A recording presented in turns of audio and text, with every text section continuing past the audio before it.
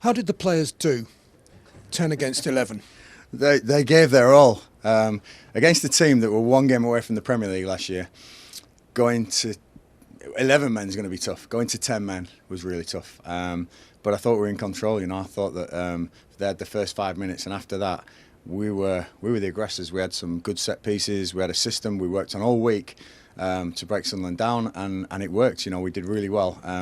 And then the red card changes the game. It opens up their wide areas because we lose a man. We lose some width in the middle there, and it's hard. It's very hard to combat a team who have spent some good money, got some good players in the building, and they took their goals well. I say the first one's very lucky.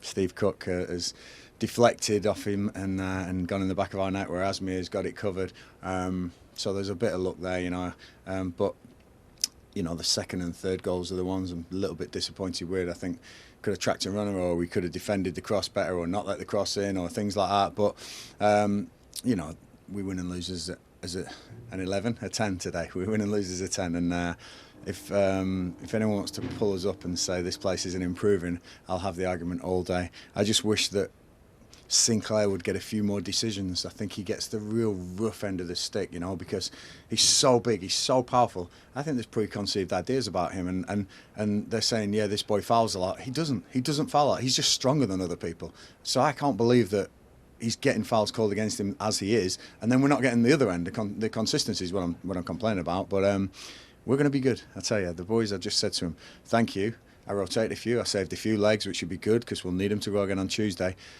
And Tuesday will be a different atmosphere at the end of the game, believe me. Because if anyone wants to say they can't see the progress here, I will argue till I'm blue in the face about that, because there's definite progress here. There's a great feeling. The fans, again, they were brilliant. They were really, really good, and they understand and they see it. I know it's a loss, I understand that, and I know at home we've been terrible, but believe me, at home on Tuesday, I am to put that right and turn that on its head today. Do you have any complaints about the red card decision?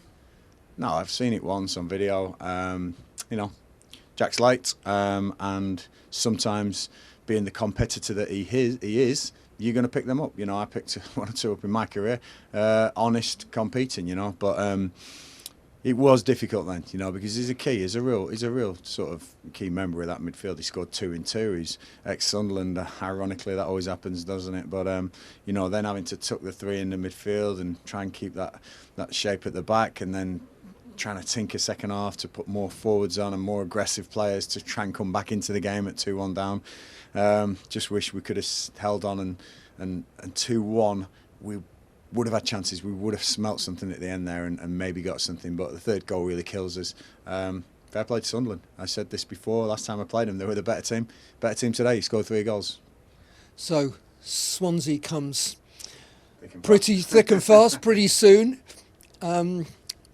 How different a game is that likely to be, given their style of play? Yeah, they're a different shape. Very similar styles of play. People are got this certain way in the Championship at the moment. We like I say, we started well today. We were keeping the ball at times. Said to the boys, we're trying to get to 5-6 passes before we can then open some gaps up, and we did it. We did it really well. But once you're at 10, it's difficult to keep hold of the ball. I thought subs were really good when they came on, but Swansea will be a total different kettle of fish. Yeah, it's going to be a game where there's a formation change that we're going to have to go against. Whether I change bodies or not, we'll have to see. We've had some internationals coming home, but I thought everyone looked okay today. There's no injuries to report, which is great, and the lads emptied the tank. That's all they've ever asked for, For a team that didn't spend any money in the window, and for a team that was tipped to just not achieve at all this season, you wait and see, because we're going to be all right. I promise you that.